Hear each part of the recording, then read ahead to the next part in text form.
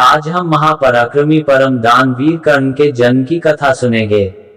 धृतराष्ट्र, पांडु और विदुर के लालन पालन का भार भीष्म के ऊपर था। तीनों पुत्र बड़े होने पर विद्या अध्ययन के लिए भेजे गए। धृतराष्ट्र बल विद्या में, पांडु धनुर्विद्या में तथा विदुर धर्म और नीति में निपुण हुए।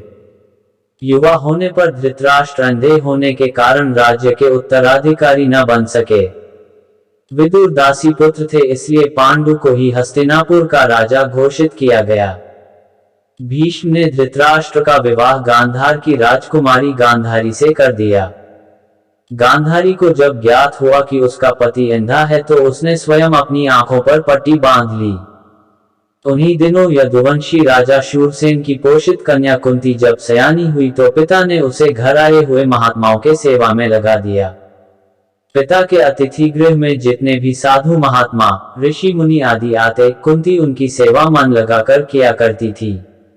एक बार वहां दुर्वासा ऋषि आ पहुंचे। कुंती ने उनकी भी मन लगाकर सेवा की। कुंती की सेवा से प्रसन्न होकर दुर्वासा ऋषि ने कहा, पुत्री, मैं तुम्हारी सेवा से अत्यंत प्रसन्न हुआ हूं, अतः तुझे एक ऐसा मंत्र देता हूं जिसके प्रयोग से तू जिस देवता का स्मरण करेगी वह तत्काल तेरे समक्ष प्रकट होकर तेरी मनोकामना पूर्ण करेगा। इस प्रकार दुर्वासा ऋषि कुंती को मंत्र प्रदान करके चले गए। एक दिन कुंती ने उस मंत्र की सत्यता की जांच करने के लिए एकांत स्थान पर बैठकर उस मंत्र का जाप करते हुए सूर्यदेव का स्मरण किया। उसी क्षण सूर्यदेव वहां प्रकट होकर बोले, देवी, मुझे बताओ कि तुम मुझसे किस वस्तु की अभिलाषा करती हो। मैं तुम्हारी अभिलाषा अवश्य पूर्ण करूंगा। इस पर कुंती ने कहा, हे देव, मुझे आपसे किसी भी प्रकार की अभिलाषा नहीं है। मैंने तो केवल मंत्र की सत्यता परखने के लिए ही उसका जाप किया है। कुंती के इन वचनों को सुनकर सूर्यदेव बोले, हे कुंती, मेरा आना व्यर्थ नहीं जा सकता। मैं तुम्हें एक अत्यंत पराक्रमी तथा दानशील पुत्र प्रदान करता हूँ। इतना कहकर सूर्यदेव अंतर्ध्यान हो गए। कुंती ने लज्जावश यह बात किसी से नहीं कही। समय आने पर उसके गर्भ से कवच कुंडल धारण किए हुए एक पुत्र उत्पन्न हुआ। कुंती ने उसे एक मंजूषा में रखकर रात्रि बेला में गंगा में बहा दिया। वह बालक बहता हुआ उस स्थान पर पहुंचा जहां पर धृतराष्ट्र का सारथी अधिरथ अपने अश्व को गंगा नदी में जल पिला रहा था। उसकी दृष्टि कवच कुंडल धारी शिशु पर पड़ी।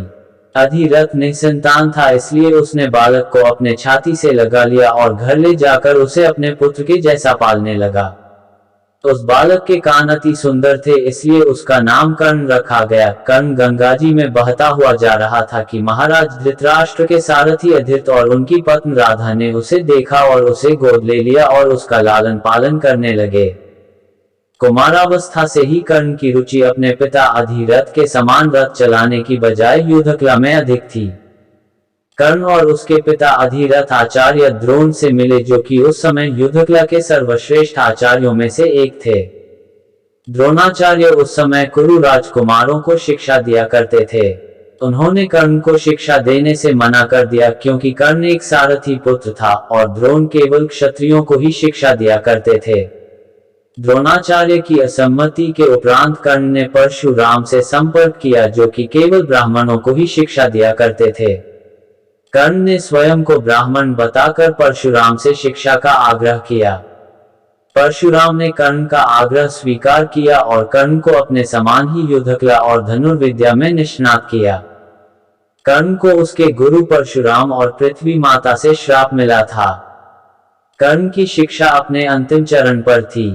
एक दोपहर की बात है, गुरु परशुराम कर्ण की जंघा पर सिर रखकर विश्राम कर रहे थे। कुछ देर बाद कहीं से एक बिच्छू आया और उसकी दूसरी जंघा पर काटकर घाव बनाने लगा। गुरु का विश्राम भंग ना हो इसलिए कर्ण बिच्छू को दूर ना हटाकर उसके दंड को सहता रहा। कुछ देर में गुरुजी की निद्रा टूटी और उन्होंने देखा कि कर्ण की जांघ से बहुत रक्त बह रहा है।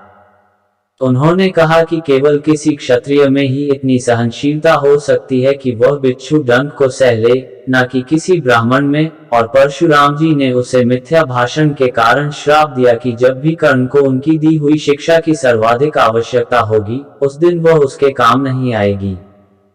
कर्ण, जो कि स्वयं ये नहीं जानता था कि वह किस वंश से है, ने अपने गुरु से क्षमा मांगी और कहा कि उसके स्थान पर यदि कोई और शिष्य भी होता तो वो भी यही करता।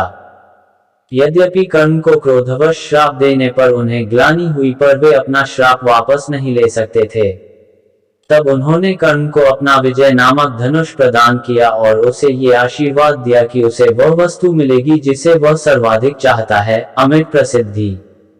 कुछ लोक कथाओं में माना जाता है कि बिच्छू के रूप में स्वयं इंद्र थे, जो उसकी वास्तविक क्षत्रिय पहचान को उजागर करना चाहते थे। परशुराम जी के आश्रम से जाने के पश्चात कर्ण कुछ समय तक भटकता रहा। इस दौरान वह शब्दभेदी विद्या सीख रहा था। अभ्यास के दौरान उसने एक गाय के बछड़े को कोई वनीय पशु समझ लिया और उस पर शब्दभेदी बाण चला दिया और बछड़ा मारा गया। तब उस गाय के स्वामी ब्राह्मण ने कर्ण को श्राप दिया कि जिस प्रकार उसने एक असहाय पशु को मारा है, वैसे ही एक दिन वह भी मारा जाएगा, जब वह सबसे अधिक असहाय होगा और जब उसका सारा ध्यान अपने शत्रु से कहीं अलग किसी और काम पर होगा। इस प्रकार कर्ण परशुराम का एक अत्यंत परिश्रमी और निपुण शिष्य बना। कर्ण दुर्योधन के आश्रय में रहता था। गुरु द्रोणाचार्य ने अपने शिष्यों की शिक्षा पूरी होने पर हस्तिनापुर में एक रंगभूमि का आयोजन करवाया। रंगभूमि में अर्जुन विशेष धनुर्विद्या युक्त शिष्य प्रमाणित हुआ।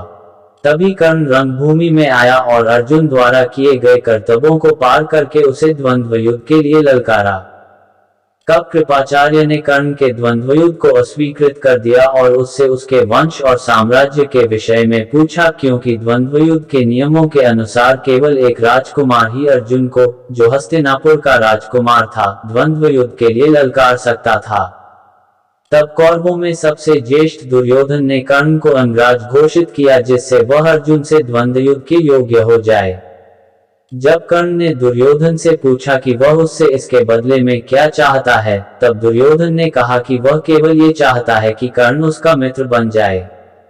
इस घटना के बाद महाभारत के कुछ मुख्य संबंध स्थापित हुए, जैसे दुर्योधन और कर्ण के बीच सुदृढ़ संबंध बने, कर्ण और अर्जुन के बीच तीव्र प्रतिद्वंद्विता और पांडवों तथा कर्ण के बीच वैमनस्य। कर्ण दुर्योधन का एक निष्ठावान और सच्चा मित्र था। यद्यपि वह बाद में दुर्योधन को खुश करने के लिए द्यूत क्रीड़ा में भागीदारी करता है, लेकिन वह आरंभ से ही इसके विरुद्ध था। कर्ण शकुनी को पसंद नहीं करता था और सदैव दुर्योधन को यही परामर्श देता कि वह अपने शत्रुओं को परास्त करने के लिए अपने युद्ध कौशल और बाहुबल का प्रयोग करे, न कि कुटिल चालों का। जब लाक्षागृह में पांडवों को मारने का प्रयास विफल हो जाता है, तब कर्ण दुर्योधन को उसकी कायरता के लिए डांटता है और कहता है कि कायरों की सभी चालें विफल ही होती हैं, और उसे समझाता है कि उसे एक योद्धा के समान कार्य करना चाहिए और उसे जो कुछ भी प्राप्त करना है, उसे अपनी वीरता द्वारा प्राप्त करे। चित्रांगद की राजकुमारी से विवाह करने में भी कर्ण ने दुर्योधन की सहायता की थी। अपने स्वयंवर में उसने दुर्योधन को अस्वीकार कर दिया और तब दुर्योधन उसे बलपूर्वक उठाकर ले गया। तब वहां उपस्थित अन्य राजाओं ने उसका पीछा किया, लेकिन कर्ण ने अकेले ही उन सबको परास्त कर दिया। परास्त राजाओं में जरासंध, शिशुपाल, दंतवक्र, साल्व और रुक्मी इत्यादि थे। कर्ण की प्रशंसा स्वरूप जरासंध ने कर्ण को मगध का एक भाग दे दिया। भीम ने बाद में श्री कृष्ण की सहायता से जरासंध को परास्त किया, लेकिन उससे बहुत पहले कर्ण ने उसे अकेले परास्त किया था। कर्ण ही ने जरासंध की इस दुर्बलता को उजागर किया था कि उसकी मृत्यु केवल उसके धड़ को पैरों से चीरकर 2 टुकड़ों में बांटकर हो सकती है। इस तरह की अनेक वीरता और साहस के कारण कर्ण इतिहास में अमर हैं।